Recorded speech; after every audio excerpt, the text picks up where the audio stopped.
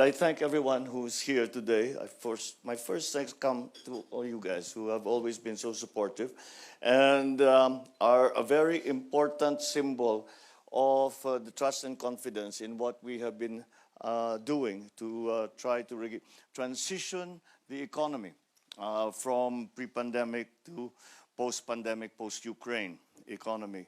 And a central part of that has always been my continuing reminder to people that we, the government, cannot do this alone.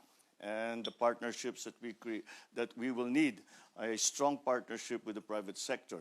And your being here and in the past have been so supportive is a primary element and most important element for that to succeed.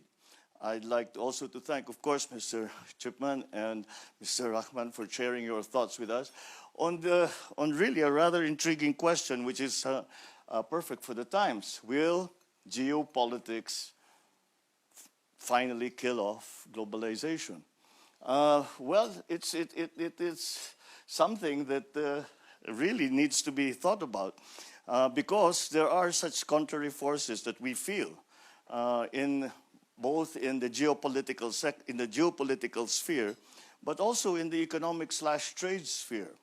Now, I think what happened, especially I'll use the Philippines as an example, is that what happened during the pandemic is that we were brought back with a hard thud to basics, and so we have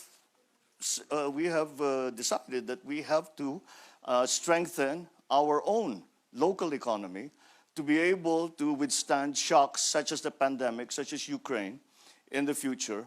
And there is an element, there is a tendency of protectionism in that, because we take care first of our own businesses. We take care first of our own industries. We take care first of our own economy.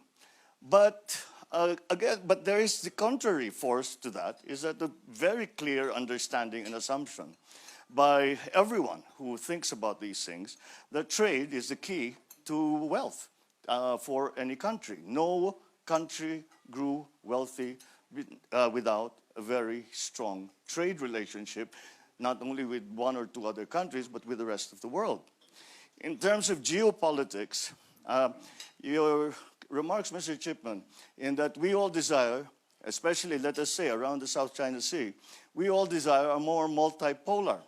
However, the forces of us going back to that Cold War type of scenario where you have to choose one side or the other are strong.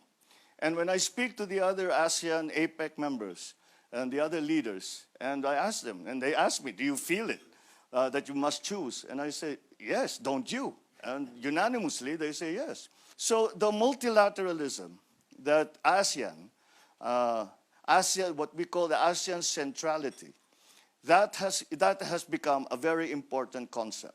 I think we are determined as a group in ASEAN and in the Indo-Pacific, those around the Indo-Pacific, despite all of this conflict, we are determined to stay away from that. And simply because we are anchored in the idea that the future of the Indo-Pacific, the future of Asia-Pacific, for example, cannot be determined by anyone but the countries of the Asia-Pacific. And that removes us immediately from that idea that you must choose. We choose our friends. We choose our neighbors. That's the choice that we have made. And so, although because of these crises, the pandemic, the Ukraine situation, because of these crises, there have been tendencies, as I said, towards nationalism, towards closing borders, towards protectionism. But I think that technology has taken us too far. We cannot go back. And in both the global arena and in terms of politics, the geopolitics of it, and in terms of the economy, the global economy, it is now conceptually impossible to even think that we could have a non-global economy, that we will return to what we were 200 years ago, 100 years ago.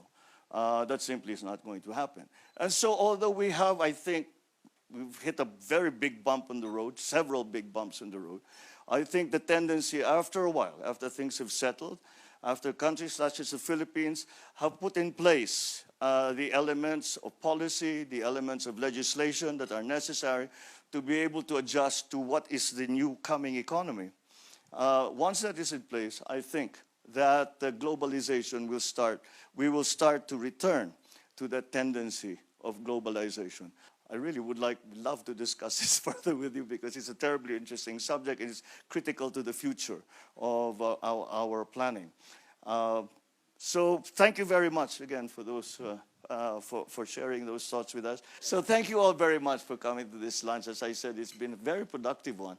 And I look forward now to the formal opening of the forum so that we can go further into these subjects that are very, very important to all of us. Thank you very much. Good afternoon.